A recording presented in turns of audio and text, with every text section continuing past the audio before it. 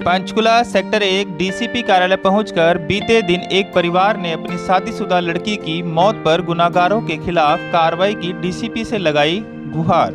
मामले की जानकारी देते हुए शिकायतकर्ता लड़की के पिता जनक राज, जो कि अंबाला के लदाना गांव के निवासी हैं, जिन्होंने गुरुग्राम में नौकरी करते हुए पिता जनक राज ने गुरुग्राम से ही बड़े धूमधाम से अपनी लाडली की शादी पिंजौर के रथ कॉलोनी में मान सिंह के बेटे के साथ करीबन 4.5 साल पहले की थी।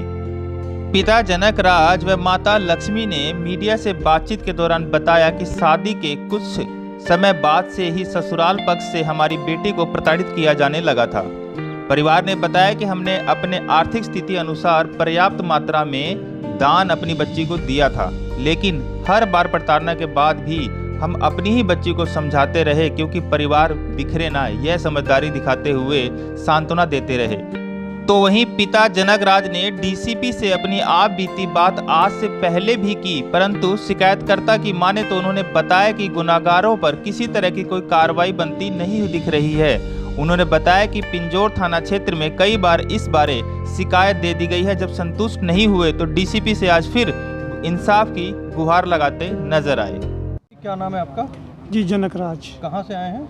जी ये लदाना गांव है मेरा, जलबेड़ा रोड पे अम्बाला से। क्यों आए थे आप आज डीसीपी ऑफिस में? सर हमारी बेटी की हत्या कर दी ससुराल वालों ने सर।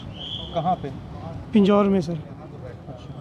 क्या कुछ मामला, पूरा क्या मामला है बताएंगे जरा कुछ? कहाँ शादी हुई थी, क्या कुछ था पूरा मामला? जी मैं गुड़गांव रहता हूँ, सर्विस करता हूँ गुड़गांव में। तो गुड़गांव से ही मैंने बेटी की शादी पिंजौर में, रथ कॉलोनी पिंजौर में मान सिंह के बेटे मोहित से करी थी। 4.5 साल हो गए सर। बेटी के पास 3 साल की गुड़िया थी और 4 महीने का पेट में बच्चा था साहब। परिवार ने मिलके मेरी बेटी को मार दिया साहब।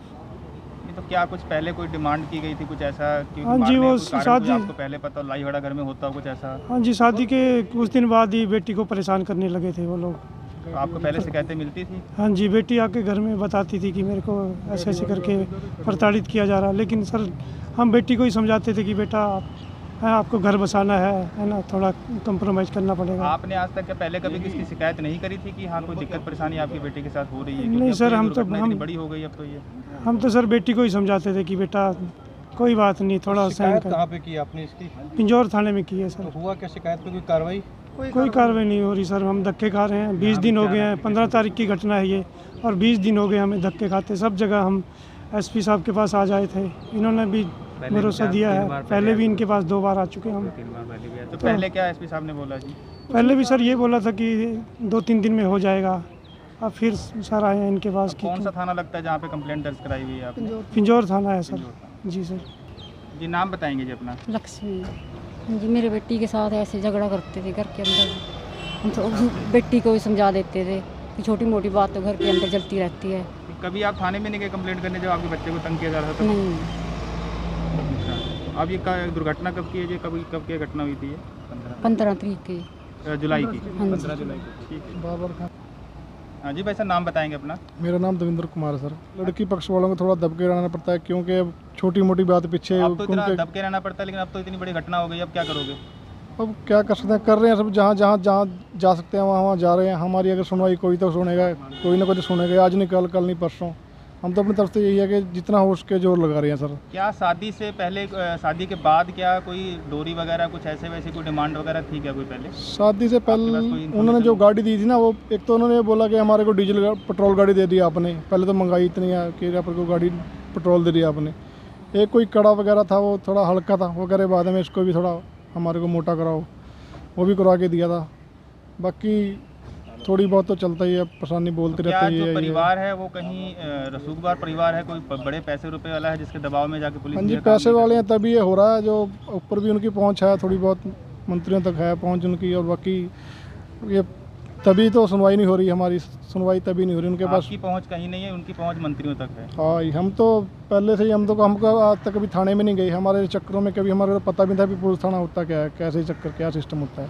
तो आप क्या आज इनके चक्करों में हम तो इंसाफ चाहते हैं। हमें कुछ नहीं चाहिए, हमें सिर्फ एक इंसाफ चाहिए कि हमारी बहन को इंसाफ मिल जाए बस, और हमारे को कुछ नहीं चाहिए। हम तो एक इंसाफ के लिए भाग रहे हैं, और हमारे को कोई ये थोड़ी है कि हम उनको सज़ा दिलवाएंगे, हमारे को कुछ मिल जाएगा। हम तो ये चाहते हैं कि हमारे को इंसाफ मिल जाएगा ही। अब वही है, वो गिरफ्तार हो नहीं रहे। हम तो अब क्या करें, कोई सुनता तो है नहीं। कहाँ हमारे को तो धक्के खाने पड़ रहे हैं। 20 दिन हो गए, हम तो एक दिन भी कहीं नहीं बैठे कि एक दिन अपने घर पे बैठे हैं, कभी कहीं जा रहे हैं, कभी कहीं जा रहे हैं। क्या नाम है जी आपका जी? सर नीलम, क्या रिलेशन क्या है आपका? मैं चाची हूँ जी इसकी।